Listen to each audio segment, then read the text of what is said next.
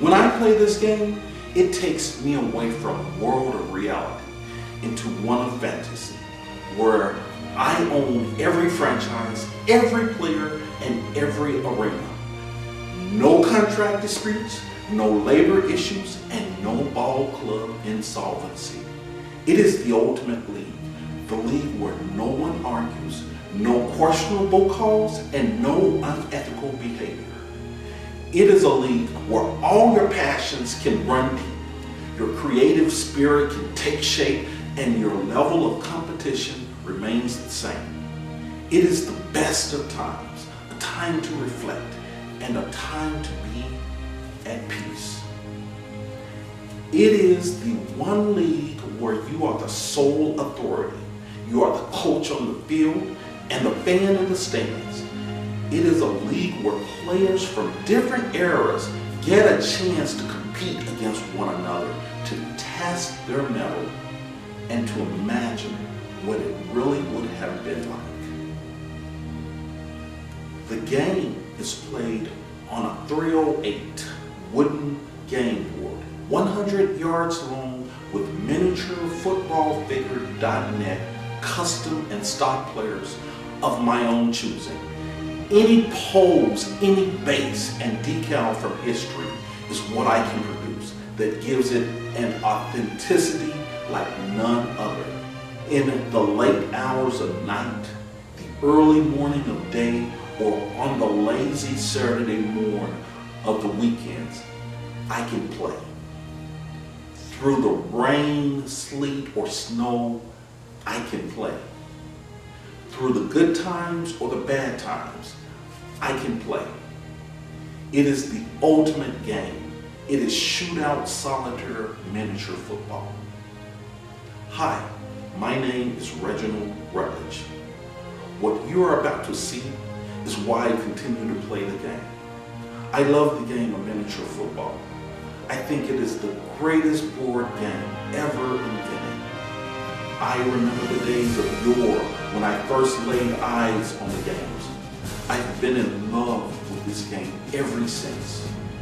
Throughout the country and across the world, there are literally thousands of miniature football coaches. Everyone has their own method of play, which is what makes this game a uniquely classic toy. But for us, we've taken the game to a totally different level. Stadiums, realistic figures, the roaring of the crowd. More than 37 years ago, I developed a style of play which allows me to bring all the elements of realism to this classic board game. I wanted the ability to run, throw, and kick with the apparatuses of the game. The original manufacturers wanted us to be able to take these elements of the game and have the ability to do them with great skill. This was essential in the recruitment of many to the game. Furthermore, as I grew older, I developed a more cerebral approach to football, from running plays to the development of props.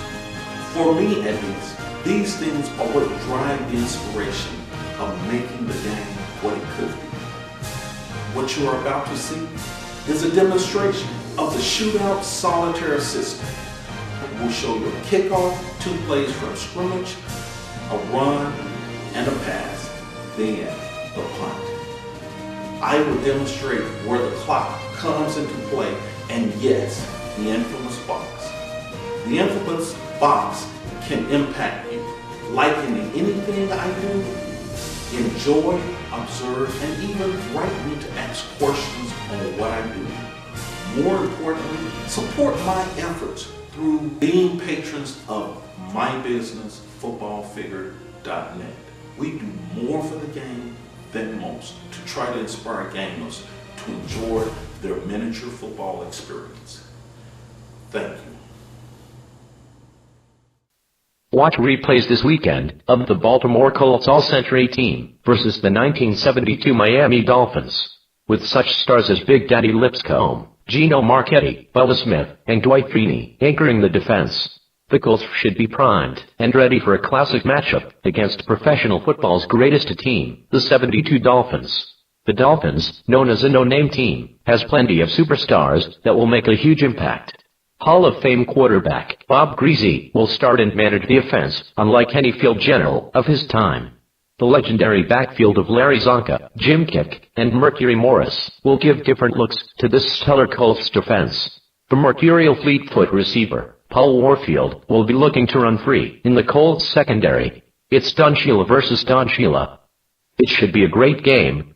Follow all the action of the NFL GTSL as we will continue to bring solitaire football to the forefront.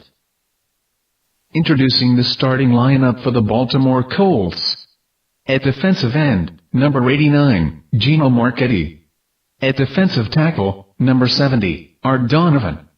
At defensive tackle, number 76, Big Daddy Lipscomb. At defensive end, number 78, Bubba. At outside linebacker, number 83, Ted Hendricks. At middle linebacker, number 32, Mike Curtis. At outside linebacker, number 93, Dwight Freeney. At cornerback, number 20, Milt Davis. At safety, number 40, Bruce Laird. At safety, number 21, Rick Vogt. At cornerback, number 26, Lenny Lyles. And the head coach of the Baltimore Colts, Don Shula. And now, introducing the 1972 Miami Dolphins, the only perfect team in professional football. At running back, number 39, Larry Zonka. At running back, number 22, Mercury Morris. At wide receiver, number 86, Marlon Briscoe. At wide receiver, number 42, Paul Warfield. At tight end, number 88, Dave Mandich. At center, number 62, Jim Langer. At guard, number 67, Bob Kuechenberg. At guard, number 66, Larry Little. At tackle, number 73, Norm Evans. At tackle, number 79, Wayne Moore. And the head coach of the Miami Dolphins, Don Shula. Ladies and gentlemen, will you please rise and turn your attention to midfield as the color guard present the flags, and NFCA's solitaire Hall of Famer Reginald Rutledge sings the national anthem. Oh, say, can you see by the dawn's early light what so proudly we hailed at the twilight's last gleam?